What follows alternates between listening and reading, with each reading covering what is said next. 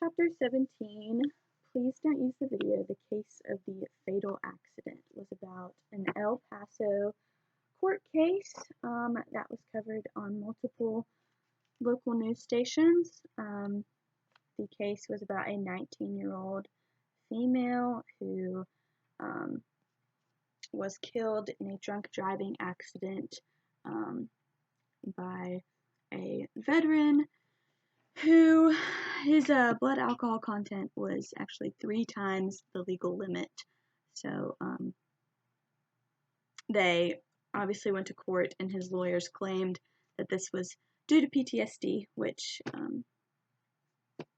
yeah, I don't know if that helped the claim because he still went to jail for vehicular manslaughter and driving under the influence. But yeah, so that was the situation. A fatal car crash with a 19-year-old girl. Anyways, when they were in court in El Paso, the rules in the court are a little different, and it's probably similar to other places, but basically news coverage is limited in the courtroom. But it is allowed to get shots of footage through windows looking into the courtroom. So this one reporter was asked to do that on the day that the courts were showing traffic cam video of the wreck actually happening and of the last moments of this female's life.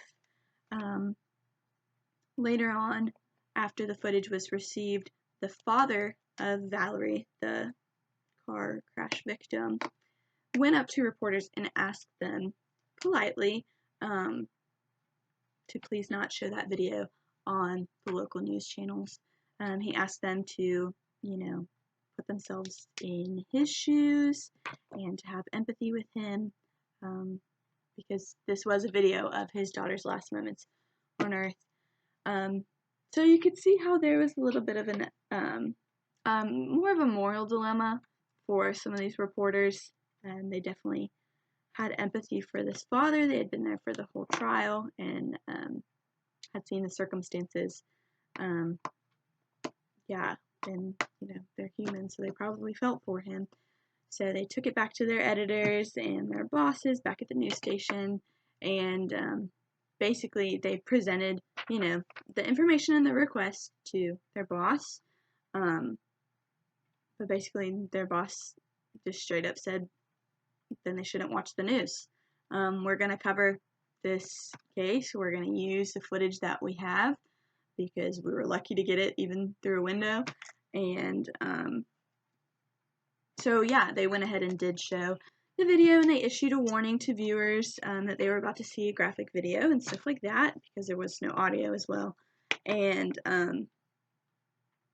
basically this reporter in particular had conversations with other reporters and asked how they went about releasing this footage, and their bosses said the same thing. The family does not have to watch this news, which seems pretty harsh, but that is their job, and they were reporting it to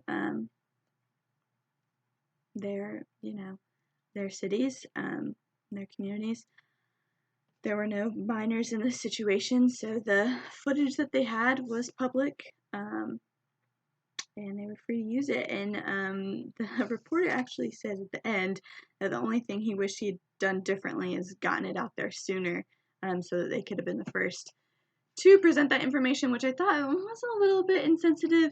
But there were really no hard feelings here between the victim's family. Like I said, the drunk driver was sentenced to jail time.